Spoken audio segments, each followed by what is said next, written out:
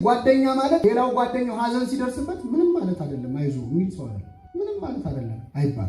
ህመሙን መጋራት አብሮ ማልቀስ ማዘን ማለት ሐዘን ላይ ብቻ ደግሞ የምትደርስ ከሆነ ለዚህ ሰውዬ ሐዘን ነው ወይ የምትመኝለትም ያሰኛል። ማለት ሐዘናችን ላይ በጣም ያጽናኑ አብረውን የሚከርሙ ሰዎች የደስታችን ቀን የማይመጡ የሆነ የሚያስደስት ዜና ኖሮን ለጓደኞቻችን ስንነግራቸው ለማስደሰት ብለን ነው በቃ በጣም ይደሰታሉ ብለን ስንጠብቅ ቅዝቅዝ ሲሉ ደስ ይላል።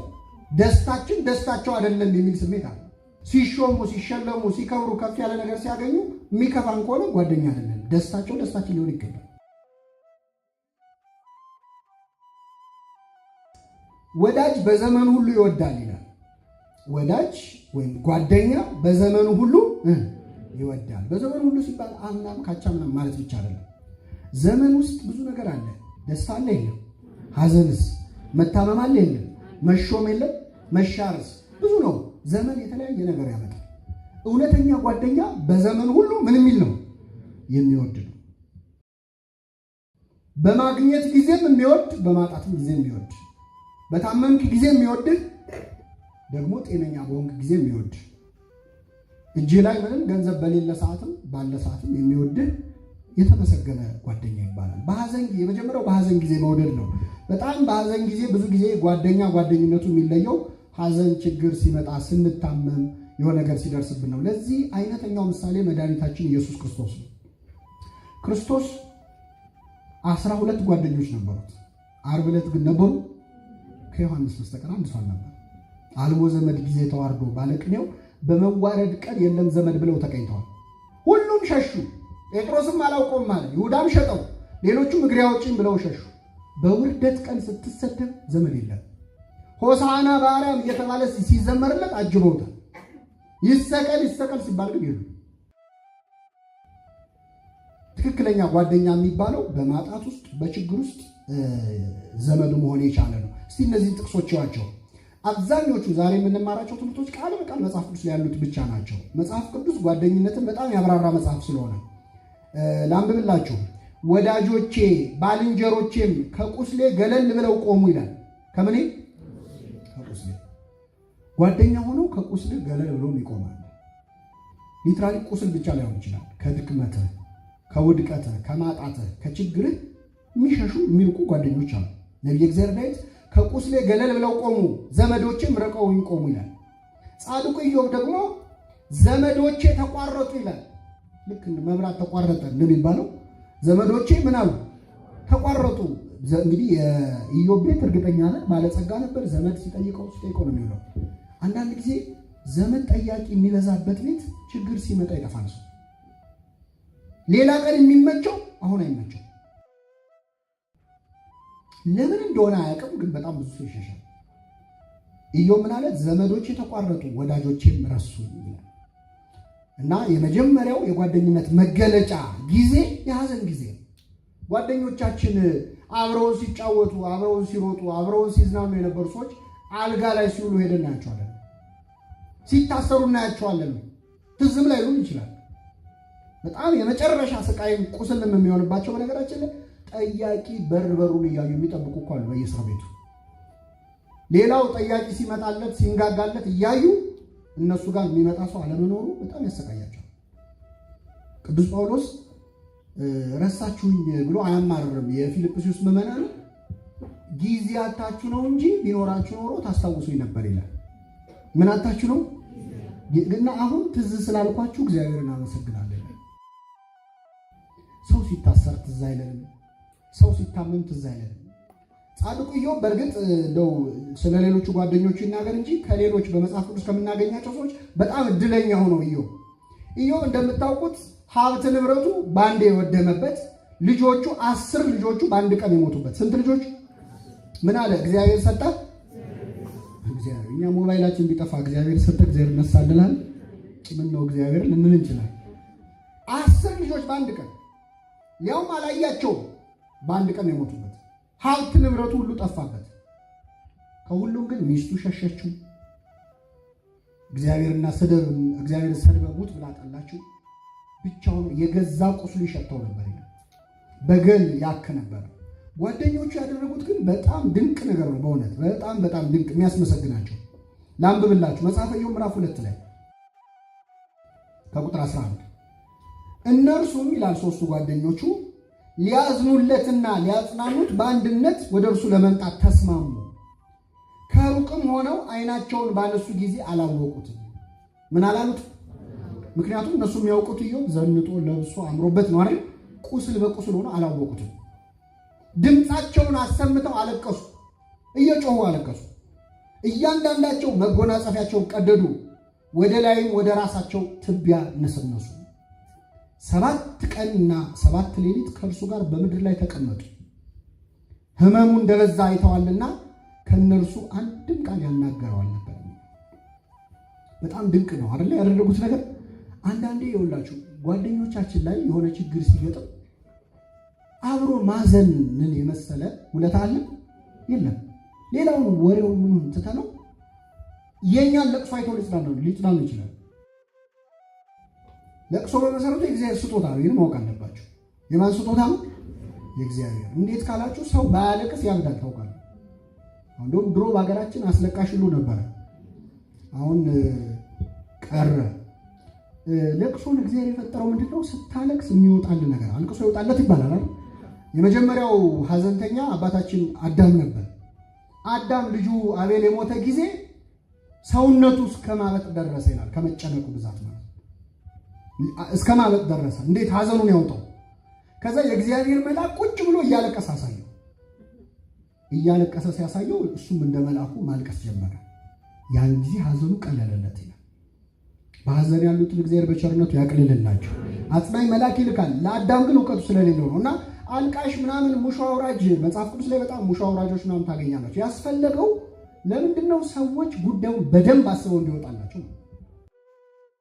በጣም የሚያስቀው አሁን ለቅሶ አያስፈልግም፣ ሰልስት የለም፣ በሰላም ጉ እንባባልና ከዛ ሳይካትሪስት ቢሮ ደግሞ ሄደን ውስጥ ይጨቀኛል እንላለን። እዛው ሊወጣልን የሚችል ነገር ማለት ነው። ሀዘኑን እግዚአብሔር ይፈልገዋል። ሌላው ግን ሌሎች አብረው ሲያለቅሱ ማየት፣ ሀዘንን ሲጋሩ ማየት ሰላም ይሰጣል። ስለዚህ ጓደኛ ማለት ሌላው ጓደኛው ሀዘን ሲደርስበት ምንም ማለት አይደለም አይዞህ የሚል ሰው አይደለም። ምንም ማለትማ ነው አይደለም። አንድ ሰው ሀዘን ደርሶበት ሞት ደርሶበት ሀብት ንብረቱ ጠፍቶ ምንም ማለት አይደለም አይባልም። ምንም ማለት እንደሆነ ህመሙን መጋራት ያስፈልጋል። አብሮ ማልቀስ ማዘን ማለት ያደረጉት ይህን ነው። ከዚያ ምን አረጉ? በጣም አዝኖ ስለነበር አንድም ቃል አላናገሩትም። አንዳንዴ ያዘነ ሰው ጋር ማውራትም ላያስፈልግ ይችላል፣ ምክርም ላያስፈልግ ይችላል። በነገራችን አብሮ እንደ ጓደኛ ነው የምነግራቸው። እኛም ተገደል ነው ሰባኪያን ቀሳውስት ምናምን ሲሄዱ ለመናገር ግድ ስለሚሆንባቸው ነው እንጂ አንዳንድ ሀዘን ጸጥታ የሚፈልግበት ጊዜ ነው። ሰውየው እንዲያስበው ማድረግ ማለት ነው። እና በእውነት የኢዮብ ጓደኞች አይነት የማጽናናት ኃይል እግዚአብሔር ያድለን። ግን ሲቆዩ ደግሞ አፋቸው አላረፈ። የኢዮብ ጓደኞች ያው ታሪኩን ስታነቡ መጨረሻ ላይ ምርር ነው ያደረጉት። ኢዮብ ስለ ጓደኞቹ የተናገረውን ላንብብላችሁ። የምታደክሙ አጽናኞች ናቸው አላቸው። ምን የምትሉ ልጨምርላችሁ፣ የማትጠቅሙ ባለመድኃኒቶች፣ ነፍሴን የምትነዘንዟት በቃል የምታደቁኝ ለምንድን ነው? ስትሰድቡኝ 10 ጊዜ ነው አለ። ስንት ጊዜ? ይኸው ስትሰድቡኝ 10ኛ ሆናችሁ፣ ስታሻክሩኝ አላፈራችሁም አላቸው። ይሄ ደግሞ ምንድነው? ሀዘንን ከተጋሩ በኋላ አንዳንዴ አስተያየት የሚሰጥሷል። ሄዱ በቃ አዘን አለ። አዎ ለነገሩ እኮ እግዚአብሔርም ይሄን ያደረገበት ምክንያት ይላል። ምን ታውቃለህ? የሚገርማችሁ በጣም ይችን ነገር አደራ እንዳትረሷት። መጽሐፈ ኢዮብ ላይ ረጅም ክርክር ታገኛላችሁ በኢዮብና በጓደኞቹ ማለት። ጓደኞቹ ለእግዚአብሔር ወግነው ነው የሚከራከሩት። ለምን? ለእግዚአብሔር የሆነ ነገር አግኝቶብህ ነው እንጂ በንጹህ ሰው ላይማ እንዲያለ መከራ አያመጣም ነው ሲጠቃለል። ንጹህ ሆኖ የጠፋ ማን ነው ይላል ኢዮብ 4:7 ላይ ታገኙታላችሁ። ስለዚህ እነሱ የማን ጠበቆች ሊሆኑት? የእግዚአብሔር። ኢዮብ ደግሞ ምን አደረኩኝ እንዲህ አድርጌ የለ እያለ የልቡን ቁጣም ጭንቀቱንም በግልጽ ተናገረ። እግዚአብሔር መጨረሻ ግን ያደነቀው እነሱን ሳይሆን ማን ነው? ኢዮብ ነው። ደጋፊ አይፈልግም እግዚአብሔር። ምን አውቃችሁ ነው እናንተ ስለኔ የምትደግፉት? እና አንዳንዴ በእግዚአብሔር ስራ ገብቶ የሚያብራራ ሰው አለ። ሀዘን ደጋግሞ የደረሰበትን ሰው ሄዶ ይሄ እኮ የሆነው እንዲህ ስለሆነ አይባልም። ምንም የምናውቀው ነገር አለ? ምንም የምናውቀው ነገር የለም።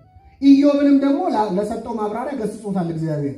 ሰማያትን በዘረጋው ጊዜ አንተ የት ነበርክ ይለዋል። መላእክት እልል ሲሉ አንተ የት ነበርክ? ምድርን ስዘረጋ ስመሰረት ነበርክ? ደመና ቤት እንደሚገባ እንደሚወጣ ዝናብ ቤት ታውቃለህ? ምን ታውቃለህ ይለዋል እግዚአብሔር ስለ እንስሳት ሁሉ እየጠቀሰ። ስለዚህ ምንም እውቀት የለም ዝም በል እና መጨረሻ ላይ ይገስጻቸዋል። እንደ ባሪያዬ እንደ ኢዮብ መልካም ስላልተናገራችሁ ቁጣዬ በእናንተ ላይ ነዷል። ኢዮብ ይጸልይ እንጂ አለዚያ ይቅር አልላችሁም አለ። ኢዮብ ስለነሱ አማለደ፣ እግዚአብሔርም ይቅር አላቸው ይላል። ያም ሆነ በጣም በጥሩ ልንጠቅሳቸው ይችላል። ደከማችሁ እንዴ? ሌላው የዮፍታሔ ልጅም ጓደኞች በጣም የሚደነቁ ሐዘንን መጋራት ያሳዩን ናቸው። ዮፍታሔ ታሪኩ እንደምታውቁት ውጊያ ተዋጋ። ከ13ቱ መሳፍንት አንዱ ነበር። የእስራኤላውያን ገዢዎች ውስጥ ተዋጋ። ምንድን ነው የተሳለው ስለት? ተዋግቼ ድል አድርጌ ከተመለስኩ መጀመሪያ ሲወጣ የማገኘው ማንኛውንም ነገር መስዋዕት አድርጌ ምን እላለሁ አቀርባለሁ ብሎ ተሳለ። ሐሳቡ ሊቃውንተ ቤተክርስቲያን እንደሚሉን በግ ይመጣል ብሎ ይጠብቅ ነበር እና ያን በግም ወይም ሌላ እንስሳ ግን በተለይ በግ፣ ፍየል ሲወጣ ያንን ሰዋለሁ ብሎ ነው የጠበቀው። ሲመጣ ግን ማን ወጣች? ልጁ ወጣች፣ ሴት ልጁ። አለቀሰ። ጉድ አደረግሽኝ አላት። ለእግዚአብሔር ቃል ገብቼ ነበር አላት። አለቀሰ። አንዳንድ ሰዎች ለማቃናት ታሪኩን አይ እቺ ሴት አልተሰዋችም ሌላ ነገር ተደርጎ ነው ምናምን፣ ተደርጓል፣ ተሰውታለች፣ ምንም ጥርጥር የለውም። መስዋዕት ሆና ቀርባለች። እግዚአብሔር ለምንድን ነው ይህን ያደረገው? ሲጀመር ሐሳቡን ያቀረበው እግዚአብሔር ነው። ማን ነው? ዮፍታሔ ነው፣ በራሱ ተነሳሽነት ነው። ስለዚህ ቅዱስ ዮሐንስ አፈወርቂን ሲያብራራ ምን ይላል? እግዚአብሔር ቢከለክለውና ይችን ልጅ እንዳትሰዋ ቢለው ኖሮ ከዛ በኋላ ሌሎች ሰዎችም እየተነሱ ልጄን ሰዋለሁ እያሉ ስለት ምን ይላል? ይሳላሉ። በቃ ትሬንድ ሆኖ ይቀጥላል። ስለዚህ ደንግጠው አሃ እንደዚህ አለ ብለው ደንግጠው እንዲተዉ እግዚአብሔር ያቺ ሴት መስዋዕት እንድትሆን ፈቀደ ይላል። ግን ፈቅጃለሁ ከልክያለሁም አላለ። ቅዱስ ዮሐንስ አፈወርቅ አርአያ እንዳይሆን የዚህች ሴት በሕይወት ብትቆይ ኖሮ ከዛ በኋላ ሰዎች እየተነሱ ልጄን ሰዋለሁ እንዳይሆኑ። ለማንኛውም ይቺ ሴት ከመሰዋቷ በፊት ግን ምንድን ያለችው? የዮፍታሔ ልጅ 2 ወር ስጠኝና ስለ ድንግልናዬ ላልቅሳለች። አግብቶ ወልዶ የመኖር ሐሳብ ነበራት እንደ ማንኛውም ወጣት ሴት። ይህንን እቅድ የመፈጸም እድል ስለሌለኝ ስላልቻልኩኝ ላዝን እንዳዝን 2 ወር ስጠኝ አለችው። ይሻላት 2 ወራት ያህል ጓደኞቿ አብረዋት ሄደው አለቀሱ፣ አዘኑ። በየዓመቱም ከሞተች በኋላ ደግሞ ሙት ዓመት ሙሾ እየሄዱ እያለቀሱ ያወጡላት ነበር።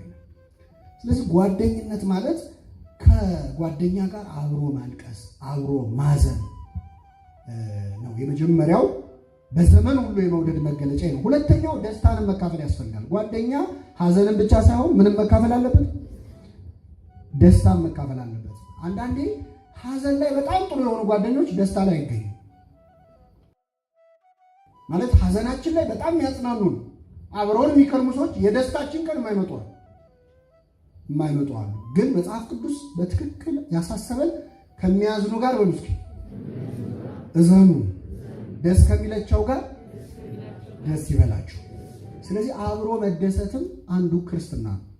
አንዳንድ ጊዜ ሊሰብረንም ይችላል። በነገራችን ላይ አሁን አንዳንዴ የሆነ የሚያስደስት ዜና ኖሮን ለጓደኞቻችን ስንነግራቸው ለማስደሰት ብለን እንደው በቃ በጣም ይደሰታሉ ብለን ስንጠብቅ ቅዝቅዝ ሲሉ ደስ ይላል አይልም። ደስታችን ደስታቸው አይደለም የሚል ስሜት አለ። በጣም ከባድ ነው። በዛ ላይ ሐዘን ላይ ብቻ ደግሞ የምትደርስ ከሆነ ለዚህ ሰውዬ ሐዘን ነው ወይ የምትመኝለትም ያሰኛል። ገብቷችኋል አይደል? ስለዚህ ጥሩ ነገር ሲመጣለትም አብሮ ደስታም መጋራት በጣም ሮሜ 12:15 ላይ ነው።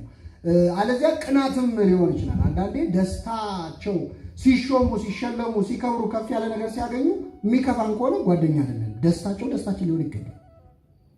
አንድ ጊዜ አጋንንት ምን ያደርጋሉ? ለ40 ዓመታት በገዳም የተጋደለን መነኩሴ እንጣለው ብለው ይመካከራሉ። ሰይጣን ከነ ጭፍሮቹ እና ሁሉም እየሄዱ ግማሹ በዝሙት ይሞክረዋል፣ ግማሹ በስልጣን ምንም አልቻሉት። ከዛ የአጋንንቱ አለቃ ቆይ እኔ ላሳያቸዋል እና ሄዶ በጆሮ የሆነ ነገር አለ። ልክ ሲለው ፊቱ ተቀያየረ፣ ቅይር አለ ፊቱ። ቁጣ እንግዲህ ለአጋንንት ደግሞ መንፈሳውያን ስለሆነ ይታያቸዋል። ቂም ከውስጡ ቅጥል ሲል ይታያቸው በኋላ ምን ብለው ነው ብለው የጋኔኑን የሰራዊታቸውን አለቃ ሲጠይቁት ያ አብሮ አደግ ጓደኛ የነበረው መነኩሴ እኮ ፓትርያርክ ሆነ ነው እና የሆኑ ሰዎች ሹመት ጨጓራውን የሚልጠው ሰዋል ቅጥል የሚያደርገው በቃ ብሞት ይሻለኛል የሚል ሰው ገብቷችኋል አይደል? ይሄ ቅናት ነው። ጠቢቡ ሰሎሞን እንዲህ ይላል፣ የሰውን ድካም የሥራውንም ብልሃት ሁሉ ተመለከቱ። ሰው ለሥራ እንደሚደክም አየው፣ የሥራውን ብልሃት ደግሞ ጠንቅቆ እንደሚሰራ አየው ይልና በባልንጀራውም ላይ ቅናት እንደሚያስነሳበት አየው። ሰው ሲሰራ ሲበረታ ብልህ ሲሆን ባልንጀሮቹ ሊቀኑበት ይችላሉ። እንደዚህ ከመሆን እግዚአብሔር ይሰውራል። ሁለት ነጥብ እናንሳና የዛሬ ትምህርታችንን እናጠቃልላለን። የባልንጀርነት መገለጫ የመጨረሻው ሁለት ነጥቦች ታማኝ ወዳጅ መሆን ነው። ባልንጀራ ታማኝ ወዳጅ መሆን አለበት። እንዴት ድንቅ ቃል ተናግሯል ይመስላችኋል ነቢየ እግዚአብሔር ዳዊት? ባልንጀራ ፍጹም ታማኝ መሆን አለብን ለጓደኞቻችን፣ የልባችንን የምንናገር የምናስበውን የምናጋራ፣ ደስ ሲለን ደስ አለኝ፣ ሲከፋን ከፋኝ፣ ሳንስማማ ስንቀር በሆነ ነገር አልስማማበትም ብሎ በግልጽ መናገር ያስፈልጋል። ጓደኞችን ከጀርባ የምታማ ከሆነ ግን እግዚአብሔር ያሳድዳል ይላል መጽሐፍ ቅዱስ። ባልንጀራውን በቀስታ የሚያማን ሰው እሱን አሳደድኩት ይላል። ምን ብሎ የሚያማ ሰው? እሱ እኮ እሱ የሚል ሰው ማለት ነው። በቀስታ የሚያማን ሰው እሱን አሳድደዋለሁ። በአይኑ ትዕቢተኛ የሆነ ሰው ማለት ደግሞ ሰዎችን ሲያይ የሚንቅ ይሄ ደግሞ ማን ነው የሚል ሰው አሳድደዋለሁ። ልቡ የሚሳሳ ሰው፣ በአይኑ ትዕቢተኛ የሆነ ሰው ከኔ ጋር አይተባበርም። ባልንጀራውን የሚያማን ሰው እሱን አሳድዳለሁ። እግዚአብሔር አይወድም ባልንጀሮቻችንን የልባችንን ማጋራት። አንዳንድ ሰው ብልጠት ምናምን እየመሰለው የሌላውን ይሰማል፣ የራሱን አያጋራም። የሌላውን መረጃ ማወቅ ይፈልጋል፣ ስለ ራሱ ማሳወቅ አይፈልግም።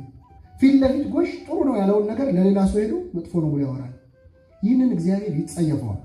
መጽሐፍ ቅዱስ እንዴት ግልጽ መሰላችሁ? እዚህ ላይ ክፋት በልባቸው እያለ ከባልንጀራቸው ጋር ሰላም ከሚናገሩ ሰዎች ጋር አትጣለኝ ይላል መዝሙር 28:7።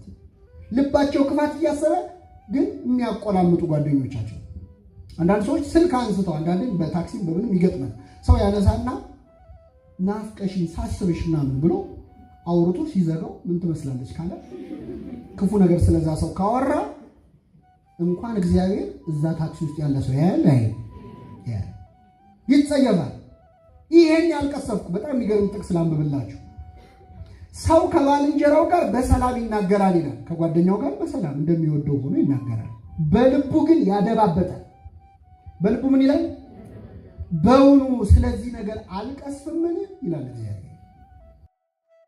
እስቲ ይሄን ሰው ያልቀሰብከው አንዳንድ ያው በቴሌቪዥን በድራማዎች ፊልሞች ላይ የሆነ አንዳንድ አስመሳይ ገጸ ባህሪዎች አሉ አይደል? አይታችሁ አታውቁም ወይስ አታዩ? አሉ አይደል?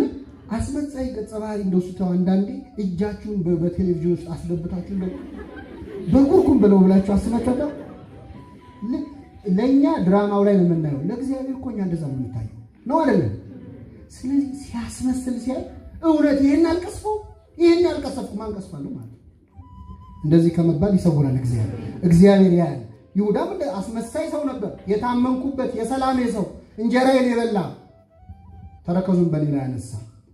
ይሁዳ የልቡን የማያወራ ሰው ነበር። መጥቶ ጌታ ሆይ እንዴት ዋልክ ብሎ አቅፎ ሚስም ለድሃ እኮ ቢሰጥ ጥሩ ነው የሚል አሁን እሱ ብሎ ለድሃ ሐሳቢ ማለት ሊሰርቅ እኮ ነው። ይሄ በጣም አስቸጋሪ። መጽሐፍ ቅዱስ ላይ እንደዚህ አይነት መጥፎ ጓደኛ ኢዮናዳብ የሚባል ታገኛላችሁ። ከዚህ በፊት በጾታ ትምህርት ላይ ብዙ አንስተነዋል። ዛሬ ግን በአንድ ጉዳይ ብቻ ነው የምናነሳው። ኢዮናዳብ የአምኖን ጓደኛ ነው።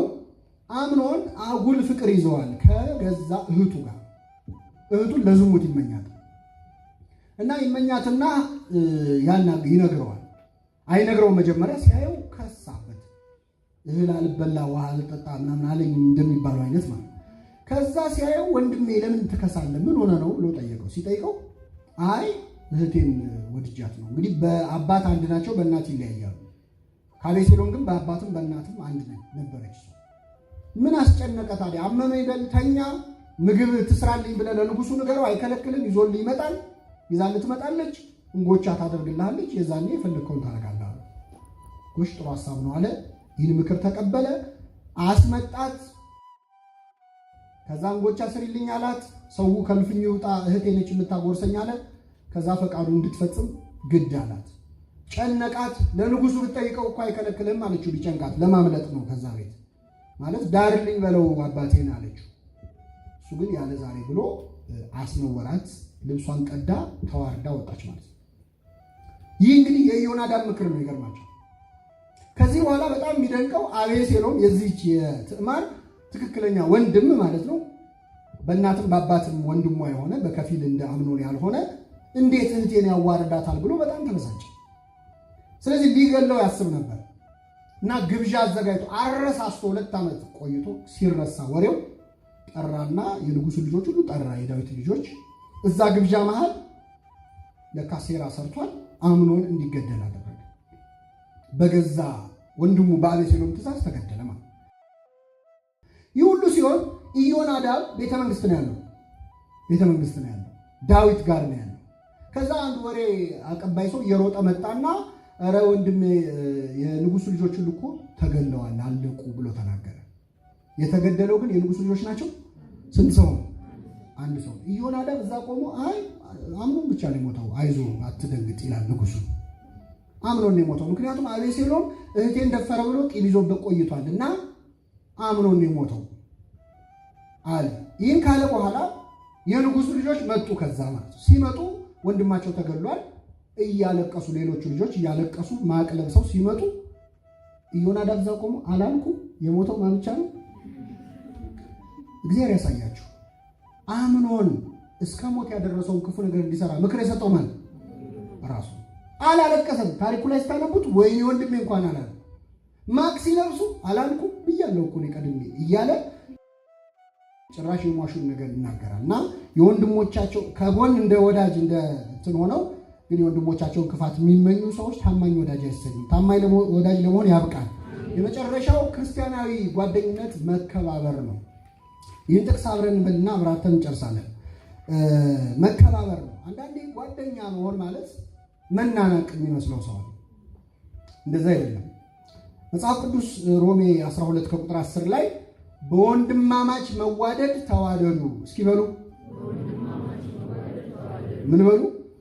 ተዋደዱ ይልና እርስ በርሳችሁ ተከባበሩ። መዋደድ ብቻ ሳይሆን ጓደኝነት ምንድን ነው? መከባበር። ጓደኛ ማለት እንደፈለክ የምትሰድበው ማለት አለ። አንዳንዴ ፍቅራቸውን በስድብ የሚገልጹ ሰዎች አሉ። ሲያወሩ ምን ሲሉ በጣም የሚያዋርድ ነገር በማለት በማናናቅ። ይሄ ከመከባበር ጋር የሚደረገው ጨዋታ መቃለድ ምናምን እሱን አይደለም እያልኩ ያለሁት። ግን የሰውየውን ክብር የሚነካ አይነት የጓደኝነት አገላለጽ አለ፣ ፍቅር አገላለጽ አለ። ቤተሰቡን የሚነካ ታሪኩን በሰው ፊት ማውጣት፣ ትረባ።